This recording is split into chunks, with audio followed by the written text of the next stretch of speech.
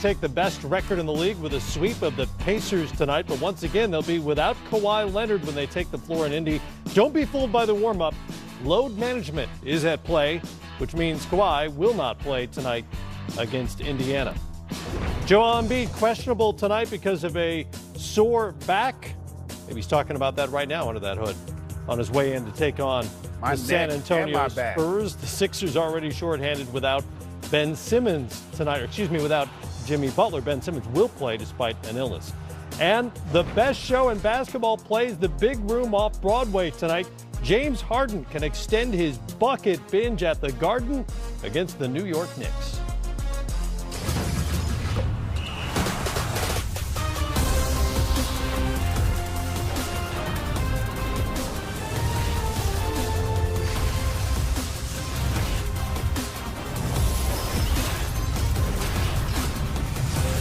It's always special, man. It's special to play in the Garden. We all know the history and just that atmosphere in the Garden, especially just New York fans in general. It's different. It'll be exciting. Honestly, we gotta get a win. A lot of players, superstars say they had that Garden moment. Do you feel like you've had one yet, or are you still looking for it? I'm still looking for it. It's been a little while since the New York Knicks have been really good, but opposing players still get very excited about playing Madison Square Garden, regardless of the opponent's record at the time. And that'll be the situation for James Harden, his lone visit to MSG tonight. Hi, everybody. It's game time live from our Atlanta studio. Good to have you along with us. I'm Matt Weiner. It's Greg Anthony right over there. It's the first time we've seen each other. It's been a while. Since it's been a while, Matthew. The ankle blew up and the surgery and the whole thing. Yeah, it blew up, it's on the mend, though. I'm feeling good. Good. You walked in, got shoes on. You don't have a boot. My feet in my shoes. No crutch, no boot, no anything. You're mobile. Feeling good. It's good. Yeah. Sekou Smith, always spry. Always healthy. My feet are always looking. Yeah. So I don't know about all that, but they healthy. Well, when James Harden is playing, he leads the show just as he leads the league in scoring and beard volume. Tonight, Knicks fans can luxuriate in both with the Rockets playing MSG. Harden has an opportunity to join this list of the top scoring games in the building's history, led by Carmelo Anthony's 62, which happened, by the way, 5 years ago tomorrow. So when you think about these numbers, and you think about what Harden has been up to lately, 20 straight games now with 30 points or more. That's the minimum. That's the default for him at this point. Does he have a chance, or what kind of a chance do you give him to crack that top 5 tonight? Ooh.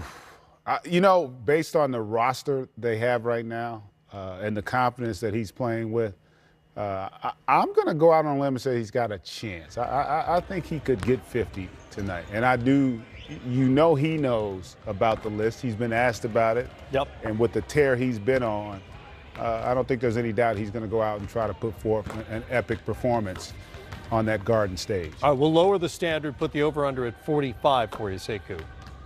Oh, I think he can definitely get over 45. That's not an issue. And look, let's be honest. The way the Rockets have been struggling to get healthy bodies in the mix, night after night, he may need to get 50. I mean, he may literally need 50 to make sure they escape the building with a win, and they need a win. For all the hard work and the explosive play we've seen out of James Harden, what are they, 5-5 in their last 10 games? 4-5 their last 9. Yeah, I mean, It hasn't been a situation where they've just been leaving teams in the dust because of how great he's been playing. They've needed every ounce of what he can give to be competitive and to try to win some of these games, Matt. And that tells me that he should have a huge game in store tonight. Well, that's one of the tricky things about predicting the point totals as well, because, look, the Rockets could easily blow out a Knicks team that's not very good and has lost, 6 in a row, I believe it is right now. Or they could get blown out. Who knows? That happened in Philadelphia the other day. He had 37 but didn't play the fourth quarter at all. He's also not been as good on the road as he is at home. If you look at the home-road splits, Harden scores about 6.5 points fewer on the road, shoots 5% worse on the road, and 6% worse from three-point range. So that could all factor in tonight as well. Yeah, I mean, I think that's the beauty of sports, right? We don't really know. But one thing we do know is he's been playing at an all-time level over this last stretch with how efficient he's been. And to Sekou's point, he's had to be. When you look at what they're missing in terms of that roster because of the injuries, they don't have a lot of other guys that can create and facilitate offense. And so he's had to carry the burden and been able to do it and, in essence, put them back in the mix. Remember, when Chris Paul went down, they were not in the postseason. They were not among the top 8. Now, all of a sudden, you look up, and they're sitting at a 5 spot. So even though they haven't won every game, he has been the reason why they've gotten themselves back into contention when you talk about the postseason. Yeah, I think GA brings up a great point, too. When you don't have any other creators, I mean, Austin Rivers, I guess, would be the other guy you look at and say could create some offense for everybody else. But the burden on James Harden right now. Unbelievable. Just unbelievable to think that you're asking a guy to score like this and then get 10, 11 assists tonight, too. He's got to be responsible for so much of what goes on offensively for this team. You see Mike D'Antoni over there kind of, searching for answers on that bench, trying to figure out who he can put in. They've added Kenneth Faried to try and make up for the loss of Clint Capella. There's just so much that you have to try and do to play the way they want to play.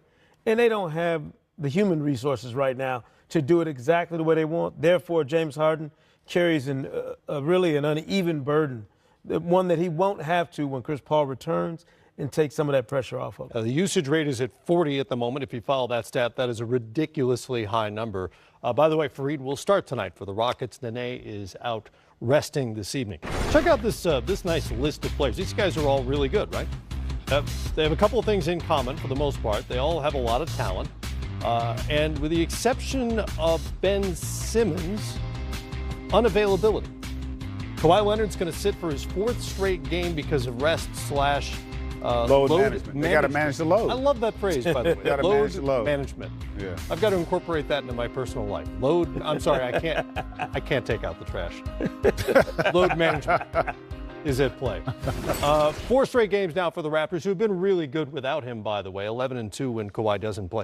Is there any concern for you that this is cropping up kind of in the middle of the season when he had been playing? Hadn't played back-to-backs yet, but he had been playing fairly steadily so far. I actually think this is the right time for them to enter into load management protocol. To me, it makes sense now. You do it now at the midway point, a little bit after the season. You don't want this to be something that lingers deep down the stretch of the season, Matt. And if it happened earlier in the year, I would have been concerned that he didn't return from his injury-filled season of a year ago to the level he should have. He's been fantastic when he's played. I don't know that if you're the Raptors, there's a whole lot of measure that needs to be taken now, because you understand the real test of this season for them is what can they do in the postseason with a healthy Kawhi when he won't have to worry about back-to-backs at all. Right. Load management is not a concern in the postseason. I would think load management would go out the window in mid-April. Well, the other advantage of it is I think he's played enough to develop chemistry with that unit. But the other advantage from Toronto's standpoint is other guys get to develop confidence and trust amongst that rotation. So a lot of those young guys, you look at what's happened with Pascal Siakam and his rise this year, right? Anunoby is also another young player that's going to get opportunities because of this. And so other guys have stepped up, and now it makes your roster, the whole rotation, more formidable. Like coming in, most people thought, Boston was going to be the deepest team. Well, I think Toronto is the deepest team in the Eastern Conference because of that. And ultimately, as Sekou said, look, this is all they're going to be judged on what they do in the postseason.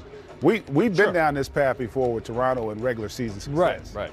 Ultimately, 2 things are going for them. One, this is probably the best team they put forth in this latest run of success that they've had. And 2, they don't have LeBron James lurking in the Eastern Conference anymore.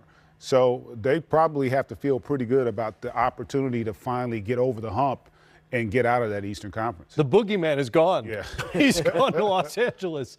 In the meantime, as I mentioned, they're 11-2 without him, which is as impressive as anything that Kawhi's done this season when he's been on the floor.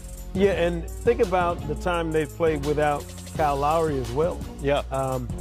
And that would be my only mild concern for the Raptors is that Kawhi and Kyle Lowry, have they gotten enough time in the regular season to be in a groove come playoff time where they're able to play off each other? But they're both veterans, all-stars, guys who've played at such a high level. I'm not as worried about that with these two guys in particular as I would be if it was a different dynamic between the two. And these guys are seasoned pros. Right. They understand what it'll take to play off of each other and to be in the right space come playoff time. Also still, 32, I think, Plenty games of time left for the Raptors. If they get them playing together for the bulk of the last 20, that's plenty of time to get the chemistry between those two right. For Kawhi to be the guy he needs to be in the playoffs, because, as Greg said, that's really what's going to tell the story here. Raptors are now in that weird scenario where they trail the Bucks by percentage points, even though they lead Milwaukee by a half game in the standings. You look at the standings, it's what I can't understand, how do you put when the the Bucks team ahead? that's How number can you one, be one when you but you're are a half game back behind? because it's percentage. Winning percentage is better. Nah, but winning percentage. I don't should make be the better. rules. I'm just telling you that's how it works out. Record should be better. I don't disagree. I'd like it I to mean, be. it matter. Win percentage should matter if you have ties. Well, they would be the same if you had a tie. Not necessarily. Oh, I see what you're saying. If it worked out if that you way. had ties in terms Yeah. of games could end in a tie, Right. then win percentage would matter more. But because Yeah, I agree. It's confusing. And because if the season ended today, ladies and gentlemen, the Raptors would be the 1 seed. well, the season ended today. It would be all kinds of screwy because everybody's played a different number of games. But winning ingredients delivered by Papa John's. The Pacers are rested, fully healthy, and have two of the best big men in the East in Miles Turner and Domantas Sabonis. Turner starts, Sabonis usually doesn't. Both have been effective in different ways. Weirdly, they're a net negative when they share the floor together. How do their futures factor into Indy's future? Well, the good thing for the Indiana Pacers is this is a problem that they don't have to truly concern themselves with for at least another season and a half. Right. Sabonis is a young, developing big man, as is Miles Turner, but they're two very different stages of their careers. Right now, Sabonis is really putting forth the effort he is and the production he is at a discount. You know you won't have him at this rookie price forever. Whereas Miles Turner is working into that next phase of his career where I think, GA, you want to see another step or two from Miles Turner. Physically, you thought he maybe would be further along right now than he is. But I kind of like it. I kind of like that these guys are coming along the way they are because it gives you an opportunity to really gauge the ceiling you have in both guys and then make some decisions down the road on who goes where, who stays, or whether or not you can have a future with both these guys together. I don't know why they haven't played better when the two of them have been on the floor, which is not a huge sample size, under 45 minutes total over the course of the season. But Well, why would we even have that conversation if they play 45 minutes together? You can play 45 minutes in one game. So to draw a conclusion on 45 minutes is a bit absurd. Let me ask the second part of that. Why aren't they playing together more often? Well, they seem to have complementary skills. Well, I think some of it might have to do with the other guys on the roster. Bogdanovich has been really good for them this year. Some of the other players on that roster have played well for them this year. There's a reason why they're right now looking at trying to have home court in the first round because they've got a complete roster. And so from a matchup standpoint, sometimes it's not always about whether they can play together. It's about, okay, we got to match up with this other team that's also pretty good. They might go small. So we've got to put a lineup out there that will allow us to match up with them and have success. So now, if you told me, hey, they've been on the floor to get this year 400 or 500 minutes, okay, now that to me that's a sample size that tells me, okay, there are issues there. And even then, I don't know that it's their fault. No, I'm not saying it is. Yeah, no, but I'm saying but that would tell me, okay, there's an issue. We haven't devised the scheme that will allow them to function together. Because if you think about it, they both have perimeter ability. Turner's actually probably better on the perimeter. For not sure. the back to the basket score that Sabonis is. But I don't really look at it as a matter of them functioning well together. I think they're fine together. And ultimately, this is about the team. And right now, their team is pretty damn good. They're playing good basketball. They're a 3 seed. They've improved from a year ago. And in all fairness, Oladipo hasn't been quite as good this year as he was statistically as he was last season. And he was hurt a bunch. Yeah, and he's been hurt. So, that also plays a role in those two guys. Your best player is not on the floor for an extended period of time. So, if I'm the Indiana Pacers, fan base, coaching staff, players, organization, I'm thrilled because I think we're ahead of schedule. I don't look at it the other way. I think they're ahead of where I did not see them being a 3 seed at this stage of the season, especially with Oladipo having missed as much time and not being nearly as good as he was a season ago. I think they've complemented each other as well. We forget that, you got to factor in the minutes that Sabonis is on the floor and who's on the floor against him in that time. As a starter, Miles Turner's numbers might not look the way people want them to. Sure. But he's playing against a different level of player for many of his minutes. The part about both of them I like is you don't know what their finished product is yet. We don't know. Sabonis is a hybrid, maybe more of a hybrid than even Turner is. And so that allows you to play these guys in different spaces on the floor in terms of the area they occupy.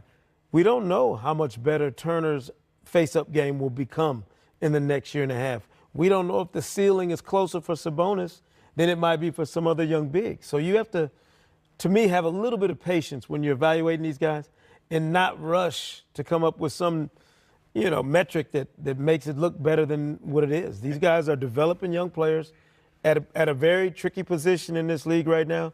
And to me, you don't want to do anything to curtail the continued development for both of them in whatever lane they're going to be. And they're both 22. Yeah. They're 22 they're very years young. old. Yeah. They're really young. And generally speaking, they weren't, top 2 picks where everyone said these guys are can't miss. From a developmental standpoint, they have, I think they're ahead of their own curves or what was expected of them when they were drafted. There's a reason why, Sabonis got traded. And I think if Indiana is a patient franchise, they're thrilled with their development. I mean, because they're impact players on an elite team in the Eastern Conference at 22 years of age. Both of them in the rotation, and ultimately that's how you judge these guys. They have been what I would consider success stories for that organization. For sure. Yeah. And I mean, they've got the kind of problems you want, where I don't even have to think about Sabonis' contract until the end of next year. And even then, I don't have to think about it because somebody else gets to set the market because he's going to be a restricted free agent. Yeah. Trying to avoid the sweep tonight by the Toronto Raptors. Thaddeus Young said, in order to be in that class, we have to beat those teams, and we haven't done it yet. They're trying to join that, at least that perceived upper echelon in the Eastern Conference. 3-1-14 as we see the scores. Big time scoring from Leonard, McCollum, and Nurkic. They didn't get much for the others. 5 players in double figures. I think they ended up with 6 players in double figures for this game, Candace. Well, I mean, if you see, one of the statistics that wasn't seen on this side is the 16 steals that the Thunder had, tied a season high, and that's what it was the entire night. It was those intangibles that didn't show up on the stat sheet. And this was a good one. This will be the game of the day for NBA TV, and we're going to throw it out to 3D Candace, our other partner who caught up with Paul George. Here's a tweet. Look at this. I love this. Every time a player says players only.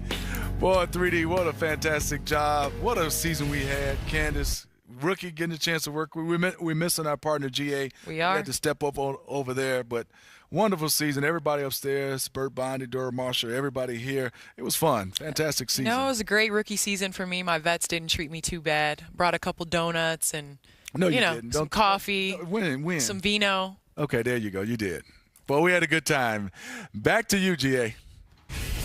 Guys, thanks. It has been an incredible run thus far in terms of players only here on NBA TV. But there was also a little breaking news that Adrian Wojnarowski came out with. Memphis seriously considering moving one of their franchise players, Mike Conley Jr. or Marc Gasol. They have made it known that those two guys are on the block. Yeah, and I think Conley can help somebody, and I know those salaries both are very hefty. I don't know if Memphis will be able to get back what they're looking for by trading both those guys. However, if Conley gets with the right team, that he can be a game changer in terms of putting a team over the top with his play. Particularly a team that's close to trying to break through in terms of getting to the Eastern Conference Finals or getting to the finals. He can definitely, if he joins one of the right teams, he can definitely take one of those teams there. No question. Both those guys can play on good teams because both those guys at any given night can be the 4th or 5th option and not bother them at all and still be effective. as a fourth, fifth option, they still get 12, 13 points. Gasol can get 8, 9 rebounds, 4 or 5 assists, and be fine with it. The problem is that, I'm not sure. Memphis is going to want draft choices back, really high draft choices. Yeah. Memphis will want young talent back. I just don't know if there's going to be a team that's going to fit. It's almost like they made this decision too late. Yeah, I hear you. Yeah, because I just don't know who's going to fit the mold of a really young team. These guys don't fit with really young teams that are rebuilding. They fit with really good teams that have a chance to win, and the really good teams that have a chance to win just don't seem to have the assets that you think Memphis would want. So they're kind of in a tough spot, but I like both these guys. Both these guys are pros. Both these guys are professionals. I'm more lean towards Conley than I do. I think Gasol, he can still pass, he can still play the perimeter, make shots, but defensively wise, the league is kind of changing away from the bigger centers like the more active guys are more effective right now. But I like them both. Both are talented, no doubt about it. It'd be interesting to see how this one plays out in terms of whether or not they end up with the Grizzlies when this season